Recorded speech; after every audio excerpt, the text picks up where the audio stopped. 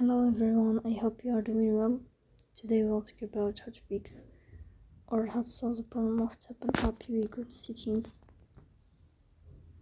Here in this page you search or you click on apps, default apps, app settings. In this page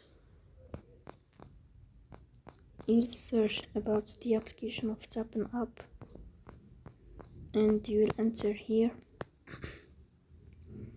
In this page of app info you will go to first stop and you will click OK. Here you will enter to the window of storage. Here you will click on clear cache.